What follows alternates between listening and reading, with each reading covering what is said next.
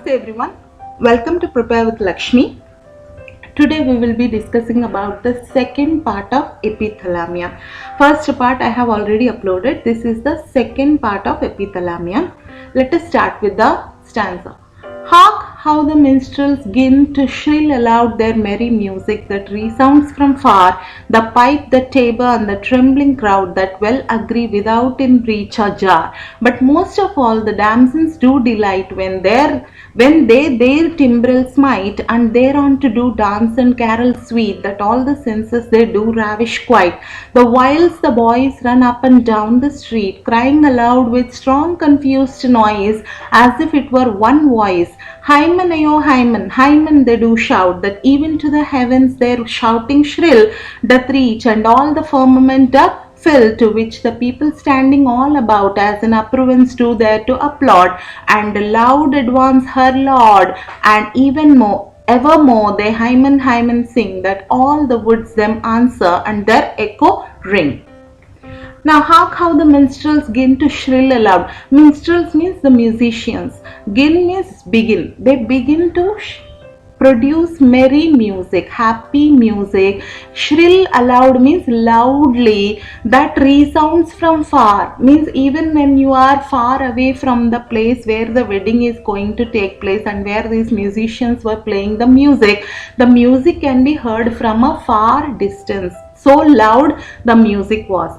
What are all the musical instruments he is explaining? The pipe, the tabor, and the trembling crowd that well agree without any breach or jar. Means these are all the instruments. The musical instruments are played in synchrony without any breach or jarring sound. Without any breach or jarring means there is no discordant music. All are played in a synchronized, beautiful music is produced when they are played in synchronization. But most of all the damsels do delight. Damsels means the virgins, or the bridesmaids. Okay, bridesmaids, when are they happiest? When their timbrel smite. They are happy when they play their timbrel. Timbrels are musical instruments. Smite means when they hit the musical instruments with the hand heavily, that is when the music is produced. Maybe these instruments are like tambourines. When they are hit with the hand, that is when the music is produced. And when they do dance and carol sweet. Carol is a joyous sweet music. When they sing the song, joyous songs when they sing. So these virgins or bridesmaids are very happy to produce music and dance and sing along with it. That all the senses they do ravish quite. Means all this music invokes invokes all the senses in us. And then whilst the boys run up and down the street, crying aloud with strong confused noise, as if it were one voice. Now the small boys were running up and down the street. Means throughout the street they are running in confused voice. They are shouting. Crying aloud means shouting in a strong voice. They are shouting together. What are they shouting? Hymen, ayo Hymen. Hymen, ayo Hymen is a wedding song. They were shouting this wedding song, and these sounds can be heard even to the heavens. That means their voice is so loud, and all the firmament doth fill, to which the people standing all about. Now when they were shouting and running here and there, and the firmament means to the heavens, it is filled with the voice is filling the heavens and earth, and all the people that are standing, they are also joining them in singing the wedding song. They show their approval and applaud. They clap and applaud, and they also join in this Hymen Hymen singing. Okay, in the song they all join together and applaud the boys, and they also sing. Lo, where she comes along with portly pace, like Phoebe from her chamber of the east, arising forth to run her mighty race, clad all in white that seems a virgin best. So well it her beseems that you would ween some angel she had been. Her long loose yellow locks like golden wire, sprinkled with pearl and pearling flowers atween, do like a golden mantle her attire, and being crowned with a garland green, seem like some maiden queen. Her modest eyes abashed to behold so many gazers, as on her do stare, upon the lowly ground affixed are. Ne dare lift up her countenance too bold, but blush to hear her praises sung so loud, so far from being proud. Natheless do you still loud her praises sing, that all the woods may answer and your echo ring.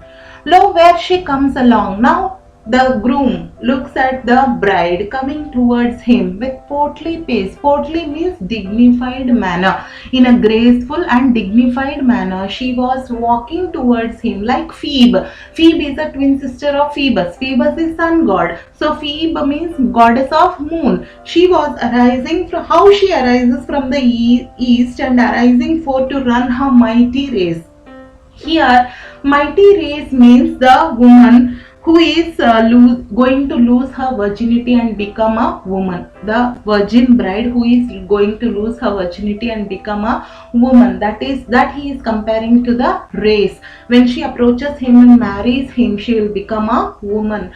Clad all in white, she was wearing the dress which is white in color, which seems that suits a virgin best. That is why we have all the wedding gowns white in color, because the virgins wear white color to represent purity. So well it her beseems that you would win some angel she had been.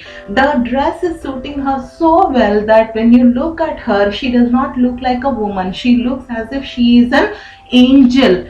Her long loose yellow locks like golden wire. Here locks means the hair. Her yellow golden hair is looking like a golden wire and sprinkled with pearl. She is wearing flowers in between the hair, and that looks like her hair is decorated with pearls. And do like golden mantle her attire. It looks golden in color and being crowned with a garland green, means she is wearing a garland green. Green in color means beginning of womanhood. She is going to become a wife and then a woman. So some seem like some maiden queen. The maiden queen is Queen Elizabeth I. She is referred to as maiden queen. Queen Elizabeth I is normally referred to as maiden queen, and he is comparing the bride to Elizabeth I. Her modest eyes abashed to behold so many gazes. Abashed means shy. She is not looking at the people who are looking at her. Gazes means people who are looking at her. She is a bride. When she is walking, then everybody will look at her. And she is so modest and shy that she does not lift her eyes up, and her eyes are fixed to the ground. She is so shy. Nor dare lift up her countenance too bold. She doesn't dare to lift up her eyes and blush, but she blushes when people sing her praises. And natheless do you still loud praises sing. Nevertheless, she is not at all proud. Here proud means normally when a person loves other person and the other person doesn't love back, it is called as pride and cruelty. The other person is so proud and he is cruel towards the lover. That is what they say. Here she is being far away from proud, means she has love towards the groom, and groom also loves her back, and nevertheless everybody sings her praises. Tell me, ye merchants' daughters, did you see so fair a creature in your town before? So sweet, so lovely, and so mild as she, adorned with beauty's grace and virtue's store, her goodly eyes like sapphires shining bright, her forehead ivory white, her cheeks like apples which the sun hath reddened, her lips like cherries, charming men to bite, her breast like to a bowl of cream uncrudded, her paps like lilies budded, her snowy neck like to a marble tower, and all her body like a palace fair, ascending up with many a stately stair to honor's seat and chastity's sweet bower. Why stand you still, you virgins, in amaze upon her so to gaze, whilst you forget your former lay to sing, to which the woods did answer, and your echo ring?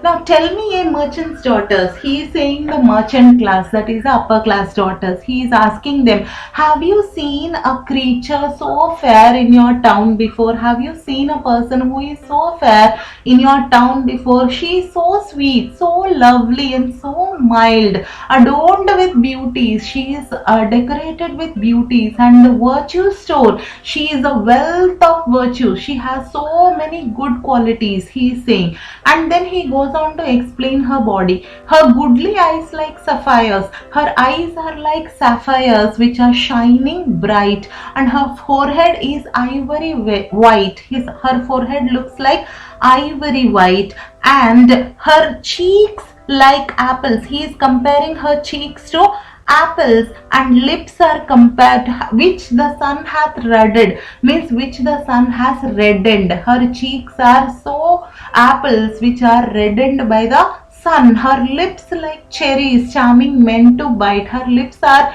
compared to cherries, and he is saying men wanted to kiss her lips. Her breast like the bowl of cream uncrudded. He compares her breasts to bowl of cream, and her nipples, her paps are her nipples like lilies budded. He is comparing her nipples to buds of lilies, and her snowy neck like a marble tower. He is comparing her neck to a marble tower, and all her body like a palace fair. He is comparing her whole body looks like some palace, fair palace, ascending up with many a stately stair. Stair here means it is wealth, like you can say she is ascending towards the wealth, to honor seat and chastity's sweet bower. She is entering the to seat here. Sweet bower is the head. Okay, the head which is the seat of reason. She is ascending that staircase. And why stand you still, virgins, in amaze? He is asking the virgins, the bridesmaids, why are you standing amazed like that? Why are you looking at her amazed? Have you forgotten that you are supposed to sing? He is asking them. But if ye saw that which no eyes can see, the inward beauty of her lively sprite, garnished with heavenly gifts of high degree, much more then would you wonder at that sight, and stand astonished like to those which read Medusa's mazeful head. There dwells sweet love and constant chastity, unspotted faith and comely womanhood, regard of honor and mild modesty. Their virtues reigns as queen in royal throne, and giveth laws alone, the which the base affections do obey, and yield their services unto her will. Nay, thought of thing uncomely ever may there to approach to tempt her mind to ill. Had you once seen these her celestial treasures and unrevealed pleasures, then would you wonder and her praises sing, that all the wood should answer and your echo ring. Now here he is saying, but if you saw, now he is saying, he is moving from external beauty. In the last stanza he was describing how beautiful she is externally, and here he is explaining her inward beauty, how beautiful she is inside also, where no eyes can see, where you cannot see her inner beauty of her lively sprite. Lively sprite means of her lively soul. You cannot see how beautiful her soul is, which is garnished with heavenly gifts of high degree. She was given heavenly, these are all these virtues which are inward, which is inward beauty, is heavenly gifts of high degree, and much more than would you wonder at that sight, means you will wonder all the more. When you are looking at her, you are mesmerized by her beauty, but when you look at her inside, her beauty inside, then you will be all the more astonished, and you will turn to stone, like when you look at the Medusa's mazeful head. When somebody looks at Medusa's mazeful head, they are turned to stone. Like that, you will be astonished, you will be amazed by looking at her inward beauty, and you will turn to stone. He is comparing her beauty to when they turn to stone, when you look at the Medusa's mazeful head. What are these virtues? He is explaining that dwells sweet love. There is a sweet love in her and constant chastity. Chastity means she is not straying away from her path. There are no other what can you say, affairs or something. Her beauty, her flesh, she is unsullied, not touched by anyone. That is being chastised. Unspotted faith, she is very faithful, and she is very modest, and these virtues reigns as queen in royal crown. How queen looks after, I mean reigns means she rules from her throne. That is how, and gives laws to others. Like that her virtues are. He is comparing her virtues to how the queen rules the world, the which the base affections do obey and yield their services unto her will. Means how the, when queen reigns, others will follow or do the service to her. Same way her inward beauty will make you follow the rules. And nay thought of thing uncomely ever may there to approach to tempt her to mind to ill. Hey, you once seen these celestial treasures. Now, once you see these celestial means heavenly treasures and unrevealed pleasures which are not openly found. When you meet that person, then only you will come to know about the inner beauty of that person. Then you will sing her praises all the more. He is saying you will sing her praises all the more when you come to know how beautiful she is inside and how her virtues are like a queen that rules the world.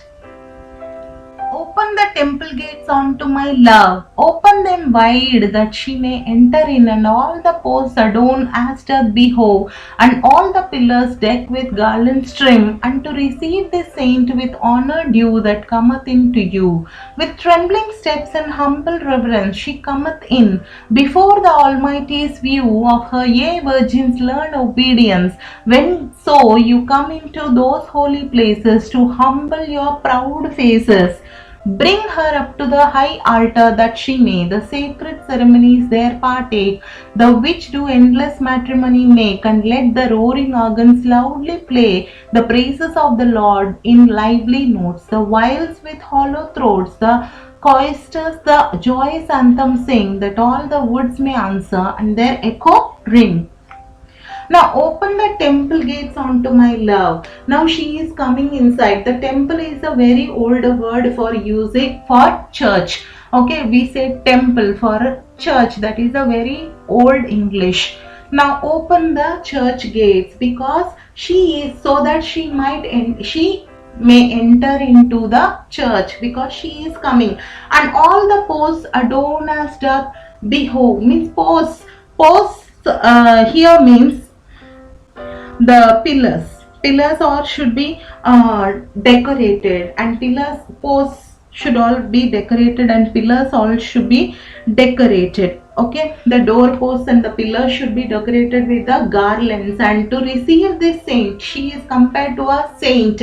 Maybe this has been taking place on a Saint Barnabas day, or it is a way of saying that this is a saint, means a person who is innocent towards sex is also called as a saint. She is a virgin. She comes inside. So please open the temple gates. How is she coming in? With trembling steps and humble reverence she cometh in. She is she is trembling when she is coming inside the church, maybe because of the marriage jitters, maybe before the Almighty's view of her, ye virgin. So she is coming in front of the God to marry him to the altar. Of her you virgins learn obedience. So he is telling all the virgins over there, learn the obedience from her. How she is coming, look at her, and how you are supposed to behave in such holy places. You learn by looking at her.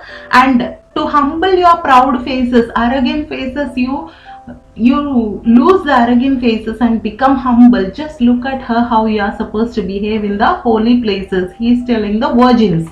And bring her up to the high altar that she may. So he is the groom, the Spencer is asking, that Elizabeth Boyle, the bride, should be brought to the high altar so that the sacred ceremony can take place. Partake means to take place. The which do endless matrimony make. Endless matrimony means the lasting marriage. He is going to marry her, so this marriage will last for a long time, and he is asking the musicians to play lively notes to the God, to praise the God, and that is when they also sing the joyous anthem.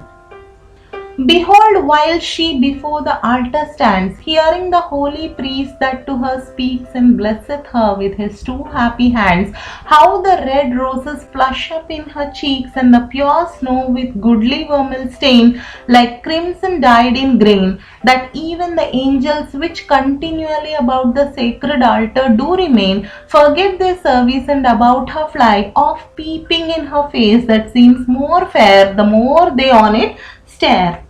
But her sad eyes, still fastened on the ground, are governed with goodly modesty that suffers not one look to glance awry, which may let in a little thought and sound. Why blush ye, love, to give to me your hand, the pledge of all our band? Sing, ye sweet angels, Alleluia, sing, that all the woods may answer and your echo ring.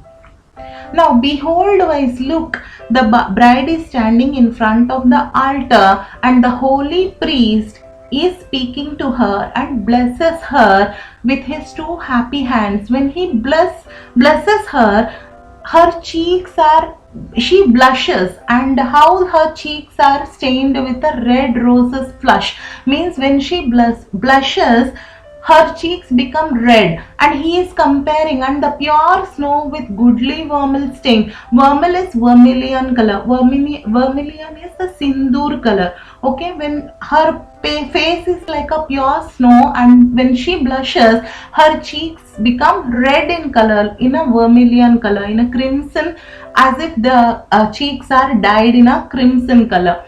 And the angels who are normally continually present at the sacred altar, they also forgot their services, and when they looked at her, off peeping means when they looked at her, when they peeped at her face, which seems more fair in color, the more they look at her, the more the fair it looks.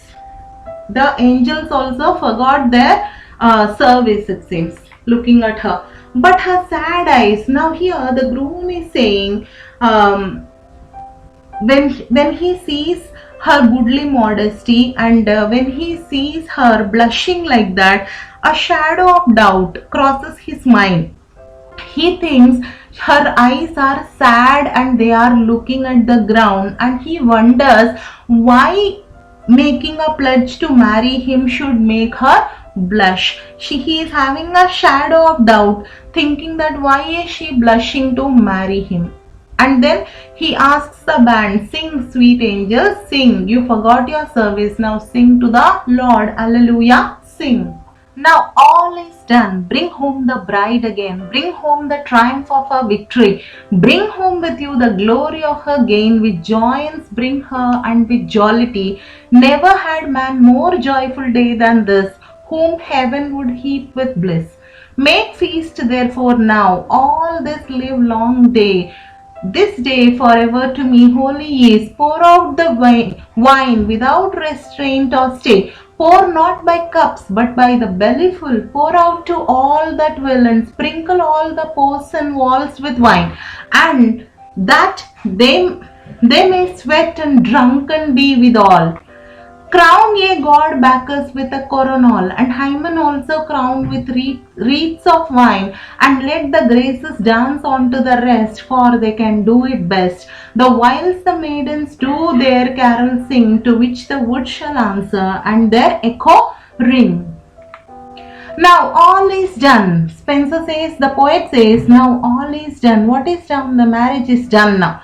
The marriage is done, and then he is saying, bring home the bride again. Now bring the bride home, bring home the triumph of a victory. Now he has successfully married her. It is a triumph of victory for him, and he says bring home the triumph of a victory and bring home the glory of her gain. So he is saying bring her home with joyance and jollity, means happiness, with lots of joy. Bring her home because, and then he goes on to say, never had a man so joyful day than this. This is the jolliest, happiest day of my life, and never had a man known such a joyous day. Whom heaven would heap with bliss, means heaven will bless him with heaps of blessings are poured on him. So he says this is the joyfulest day of his life. Make feast therefore. Now he is saying, now make a feast. Therefore let us feast on this live long day. Long day means this is the day which started earlier. I mean early in the morning, very early it started, and it has progressed throughout the day. We know marriages, how they are so stressful.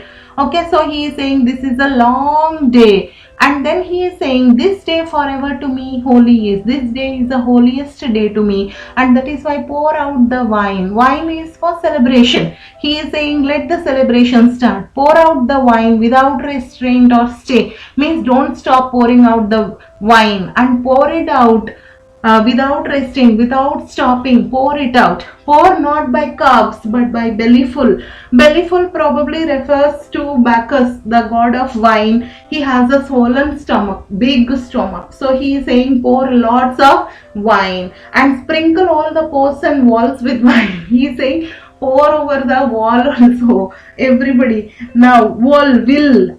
Posts and walls means Roman wedding ritual, in which all the walls, doorposts are also poured out. The wine is poured out over them. Okay.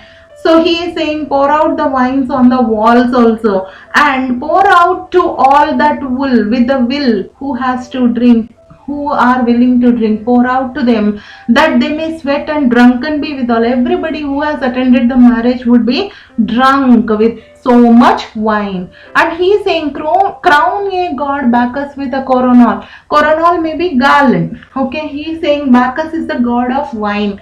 He is saying crown him with a garland, means enjoy the wine. And Hymen also crowned with wreaths of wine. Hymen is the god of marriage.